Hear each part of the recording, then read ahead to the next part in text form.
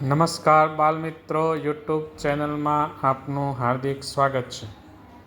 આજે આપણે ભાગ નંબર 24માં ગુજરાતી શબ્દોનું મૂળાક્ષરોનું સંકેતીકરણ દાખલો નંબર 12થી 20નું સોલ્યુશન આપણે મેળવશું. તો ચાલો આપણે શરૂ કરીએ. તો દાખલો નંબર 12, આપેલ કોષ્ટકમાં અંક અને મૂળાક્ષર. અહીંયા અંક આપેલા છે અને તે મુજબ એ મૂળાક્ષર આપેલા છે. આ કોષ્ટક જોઈને આપણે આ દાખલા ગણવાના છે. અહીંયા ભડ શબ્દ માટે કયો અંક આવશે? તો ભ એટલે આપણે લેશું અહીંયા 1, ડ એટલે 7, ભ એટલે 1 અને ડ એટલે 7. એટલે આપણો જવાબ આવશે 1 7 1 7. ત્યારબાદ તેવી જ રીતે દાખલો નંબર 13, રડ વત્તા તરસ બરાબર કેટલા? ર એટલે 9, ડ એટલે 7, ત એટલે 3, ર એટલે 9 અને ત એટલે 3. 97 વત્તા 393, આ બંનેનો સરવાળો કેટલો થાય? તો કે 490. આપણો જવાબ આવશે 490. ત્યારબાદ દાખલો નંબર 14, રજ વત્તા ભજ બરાબર કેટલા? ર એટલે 9, જ એટલે 5, વત્તા ભ એટલે 1 અને જ એટલે 5. એટલે અહીંયા અંકો બનશે 95 વત્તા 15. બંનેનો સરવાળો કરીએ એટલે આપણો જવાબ આવશે 110. ત્યારબાદ દાખલો નંબર 15, જેની રકમ છે તરત ઓછા ભરત બરાબર કેટલા?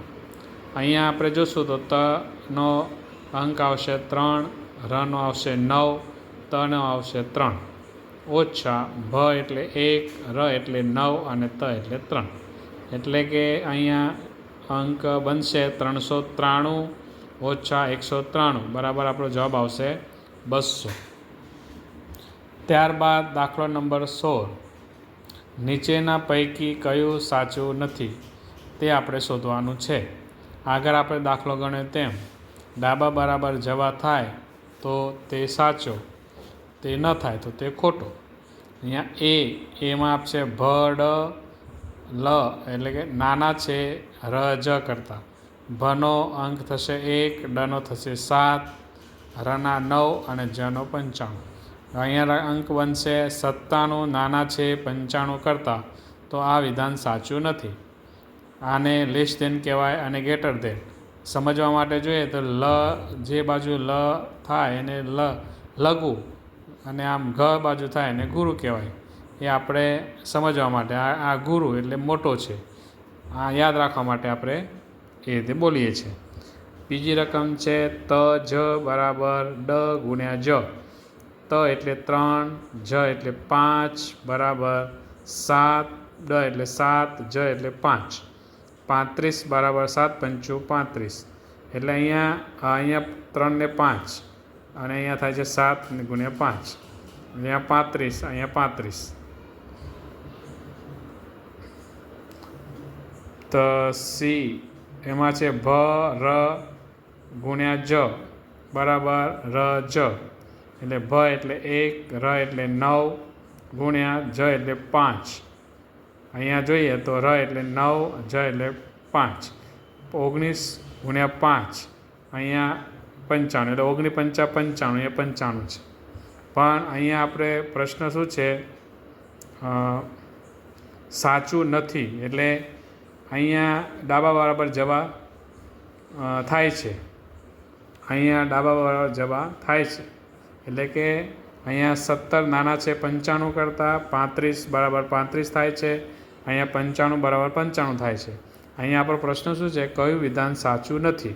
એટલે આ 3 વિધાન તો આપણા આમ સાચું છે, પણ આપણે શોધવાનું શું છે? સાચું નથી તે.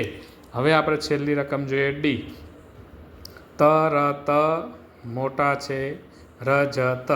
તો ત એટલે 3, ર એટલે 9, ત એટલે 3, અહીંયા ર એટલે 9, જ એટલે 5, ત એટલે 3.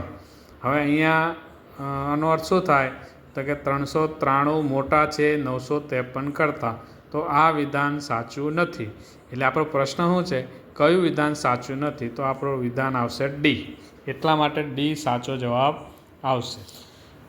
ત્યારબાદ દાખલો નંબર 17, એમાં અહીંયા કોષ્ટક આપેલું છે તે પ્રમાણે જ આપણે દાખલા ગણવાના છે.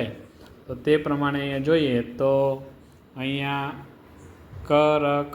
કરકસર એટલે શું બને, કયો અંક બને?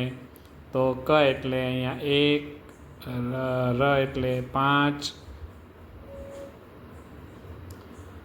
ક એટલે 1, સ એટલે 3 અને ર એટલે 5. તો આપણી રકમ બનશે 15,135. ત્યારબાદ દાખલો નંબર 18, તરસ એટલે, તો એ જ બાલમિત્રો આગળ આપણે દાખલો ગણ્યો તેવી જ રીતે ત એટલે 9, ર એટલે 5 અને સ એટલે 3. એનો અંક આપણે જોશું તો 953 એનો જવાબ આવશે. દાખલો નંબર 19, રમાં ત એટલે, તો ર એટલે 5, મ એટલે 4, ત એટલે 9. તો એનો અંક બનશે 549. તે આપણો જવાબ થશે. દાખલો નંબર 20, તરત એટલે, તો ત એટલે 9, ર એટલે 5, ત એટલે 9. તો આપણો અંક બનશે 959. તો બાલ મિત્રો, આજે આપણે ભાગ નંબર 24માં 12 થી 20 સુધીના દાખલાઓનું એ સોલ્યુશન આપણે મેળવ્યું. હવે પછી ભાગ નંબર 25માં આપણે 21 થી 26 દાખલાનું સોલ્યુશન મેળવશું. નમસ્કાર.